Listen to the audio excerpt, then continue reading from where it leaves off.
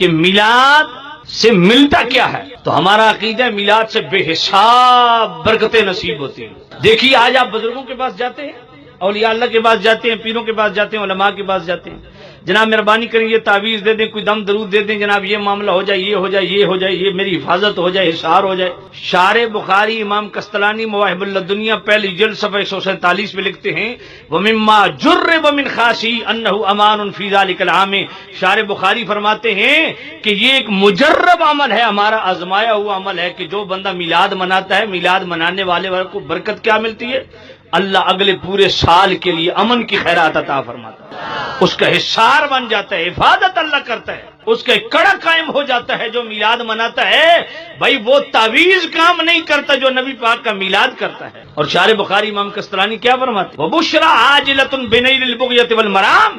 شارح بخاری فرماتے ہیں یہ بھی ہمارا آزمایا ہوا عمل ہے کہ جس بندے کی کوئی خواہش پوری نہ ہوتی ہو وہ پیروں فقیروں کے پاس تعویذ لے، اس کا اپنا عقیدہ ہے، مگر اس سے بڑھ کے یہ ہے کہ شارح بخاری فرماتے ہیں یہ میرا آزمایا ہوا عمل ہے کہ میلاد ایک ایسا تعویذ ہے جو بندہ میلاد مناتا ہے جس کی سالوں سال کوئی خواہش پوری نہیں ہوتی، اللہ میلاد کے صدقے خواہش جلد پوری فرما دے۔ یہی بات 11 سال حرم مکہ کی امامت کروانے والے حضرت علی قاری اور 11 سال حرم مکہ کے در و دیوار کے سائے میں بیٹھ کے رسول اللہ کی حدیث پڑھانے والے کون؟ حضرت علی قاری محدث کبیر، اپنی کتاب المورد الروی فی مولد النبی۔ میں تو حیران ہوتا ہوں جو صدیوں پہلے امام گزرے، امام مکہ وہ، اور جناب محدث وقت، محدث کبیر، وہ میلاد کے عنوان پہ پوری کتابیں لکھ رہے ہیں۔ المورد الروی فی مولد النبی کے اندر کیا لکھتے ہیں؟ انہ امان تام فی ذلک العام وبشرا تعجل بنیل ما ينبغي ويرام۔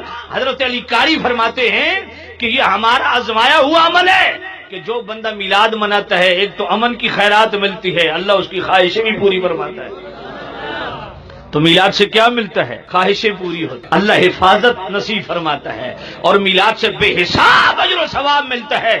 پڑھیے آج سے 850 سال پہلے کے محدث کو، اللہ اکبر، 850 سال پہلے کون دیوبندی بریلوی والے حدیث تھا، لیکن اس وقت بھی میلاد تھا۔ تو بھائی 850 سال پہلے کے محدث جن کا سنہ وفات 579 ہجری ہے، محدث ابن جوزی پوری کتاب میلاد کے عنوان پہ رکھتے ہیں، بیان المیلاد النبوی شریف۔ اس کے اندر کیا فرماتے ہیں وَيَنَالُونَ بِذَلِكَ أَجْرًا جَزِيلًا وَفَوْزًا عَظِيمًا۔ فرمایا جو بندہ میلاد مناتا ہے اللہ کی بارگاہ سے اجر عظیم اور کامیابی حاصل۔ امام شمس الدین الجزری جس فرقے کے اندر، جس طبقے کے اندر قاری ہیں، دیوبندی ہو، اہل حدیث ہو، شیعہ ہو، کوئی بھی ہو، النشر فی قراءۃ العشر پڑھ کے قاری بنتے ہیں۔ فن قراءت کے امام شمس الدین الجزری، محدث کبیر امام شمس الدین الجزری، 660 ہجری سنہ وفات ہے۔ عرف التعریف بالمولد الشریف پوری کتاب میلاد کے عنوان پہ لکھتے ہیں۔ پھر آگے ان کا یہی ریفرنس امام جلال الدین سیوطی، جن کو جاگتے ہوئے 70 سے زیادہ مرتبہ نبی پاک کا دیدار ہوا، وہ میلاد پہ کتاب لکھتے ہیں حسن المقصد فی عمل المولد۔ تو وہ امام شمس الدین الجزری کا ریفرنس اپنی حسن المقصد فی عمل المولد کے اندر بیان کرتے ہیں، امام جلال الدین سیوطی درج کرتے ہیں۔